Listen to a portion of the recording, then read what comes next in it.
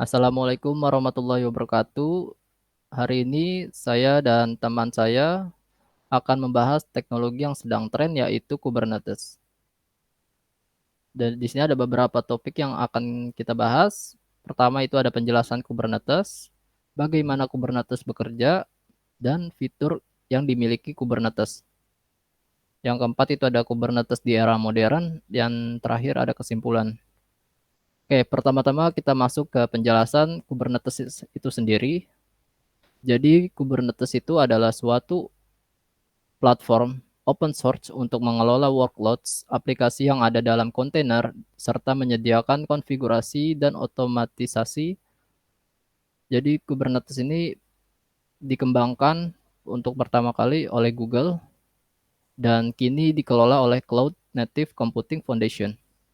Kubernetes ini berfungsi sebagai mesin untuk menjadwalkan dan menjalankan kontainer pada server fisik atau virtual. Kubernetes memiliki infrastruktur kontainer sentris, artinya semua aplikasi berjalan dalam kontainer. Oke, kita lanjut. Jadi Kubernetes ini memiliki komponen di dalamnya. Ada dua komponen, yaitu cluster dan objek. Pertama, kita masuk ke bagian cluster. Cluster adalah kelompok yang terdiri dari server fisik atau virtual private server atau VPS. Untuk menjalankan Kubernetes, dalam cluster Kubernetes terdapat beberapa node. Node adalah server berupa fisik atau virtual yang digunakan untuk menjalankan Kubernetes. Ada dua jenis server yang diperlukan di dalam cluster ini, yaitu ada master node dan worker node. Kita masuk ke bagian master node. Jadi master node ini sebagai control plane bagi cluster. Node master ini mengatur seluruh operasi cluster termasuk mekanisme schedule, proses deteksi, dan memberikan respon saat event yang berlangsung dalam cluster. Dan operasi master memiliki beberapa komponen, diantaranya yaitu ada Kube Controller Manager yang bertugas melakukan monitor pada cluster agar sesuai dengan konfigurasi data objek di dalam node. Yang kedua itu ada Kube API Server. Dia sebagai front end dari control plane Kubernetes. Komponen ini didesain agar dapat diskalakan secara horizontal. Yang terakhir ada scheduler, yaitu untuk mengamati pod baru yang belum ditempatkan di node manapun dan kemudian memilihkan node di mana pod baru tersebut akan dijalankan. Kita masuk ke bagian worker node. Worker node ini memiliki fungsi menjalankan tugas yang diberikan oleh master node dan node worker, menjalankan dua komponen, yakni ada kubelet dan kube proxy. Yang pertama itu kubelet. Jadi kubelet itu adalah aplikasi kecil di dalam node worker untuk memastikan kontainer beroperasi di dalam pod. Dan kube proxy itu memelihara aturan-aturan jaringan atau network rules serta meneruskan koneksi yang ditujukan pada suatu host. Yang terakhir itu ada container runtime. Dia adalah perangkat lunak yang bertanggung jawab dalam menjalankan kontainer. Jadi Kubernetes ini mendukung beberapa runtime, diantaranya yaitu ada Docker Container, Docker Container, CRIO, Reglet, dan semua implementasi Kubernetes CRI atau kita sebut Container Runtime Interface. Selanjutnya kita masuk ke bagian objek. Jadi objek itu adalah entitas yang mempresentasikan kondisi suatu cluster.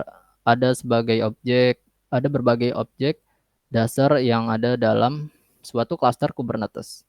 Di antaranya yaitu ada pod yang berfungsi sebagai menjalankan Docker image dan yang membentuk sebuah kontainer. Yang kedua ada service, itu biasa digunakan untuk mengarahkan request atau traffic ke beberapa pod menggunakan IP address. Yang ketiga itu ada volume, dia berfungsi untuk menyimpan data suatu kontainer. Yang terakhir itu ada namespace, itu objek untuk memisahkan resource atau environment cluster Jadi Kubernetes ini memiliki beberapa abstraksi yang lebih tinggi yang disebut dengan controller. Controller itu merupakan objek dasar dengan fungsi tambahan. Contohnya replica set, deployment, stateful set, daemon set, dan job. Oke, materi selanjutnya kita masuk ke bagaimana Kubernetes itu bekerja. Jadi Kubernetes bekerja itu kita bisa analogikan sebagai dirijen dalam sebuah orkestra dan pemainnya adalah kontainer aplikasi.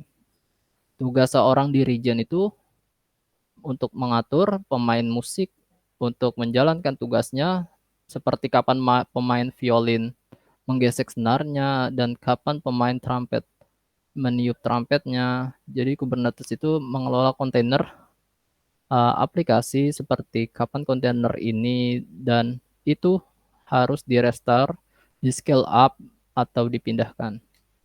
Selanjut, uh, Kubernetes memiliki beberapa tugas, diantaranya itu ada high availability, scalability, disaster recovery.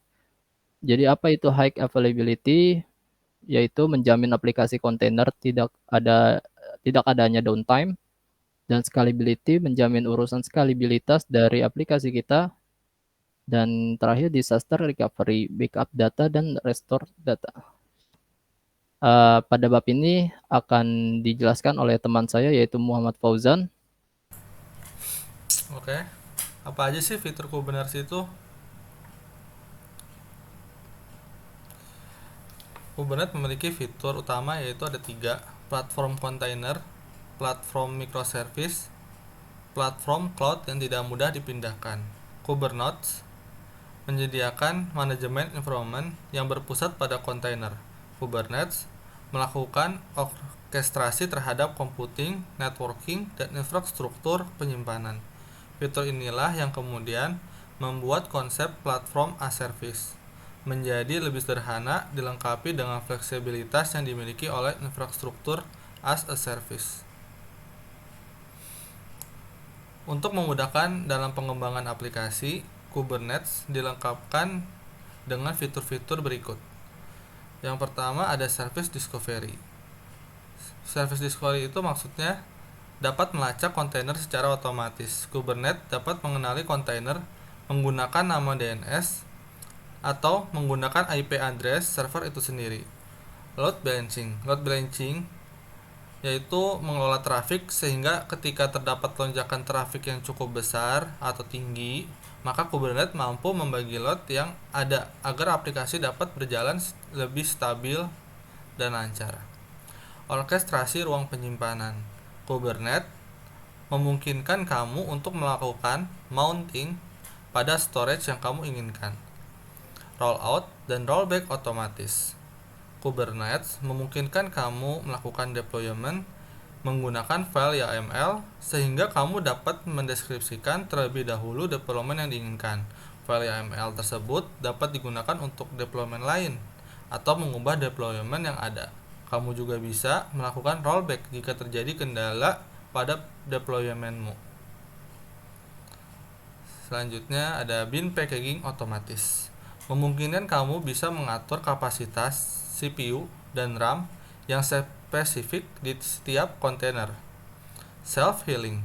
Kubernetes memiliki kemampuan untuk memeriksa kontainer, merestore kontainer yang error, ataupun mengganti dan memastikan kontainer yang sudah tidak bisa menanggapi request.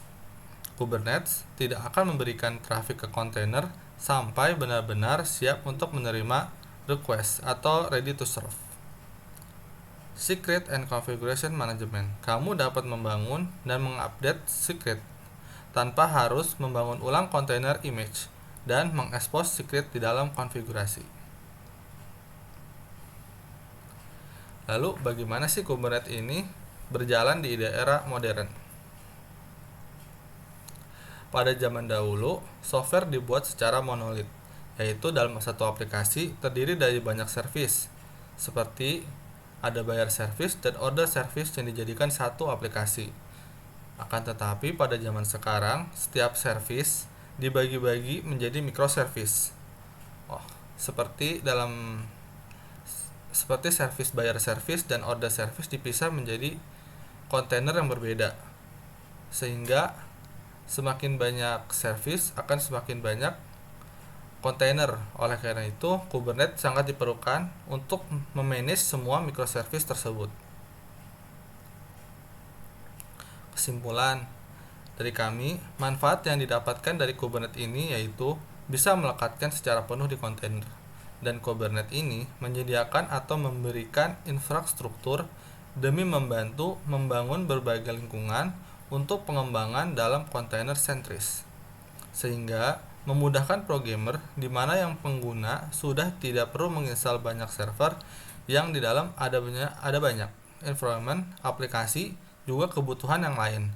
Sebab semuanya telah dibutuhkan oleh aplikasi sudah dipasang pada kontainer. Ini adalah sumber-sumber yang kami pakai untuk membuat paparan ini. Oke, thank you Fauzan dan thank you yang sudah menonton. Sekian yang bisa kami jelaskan pada paparan kali ini. Terima kasih.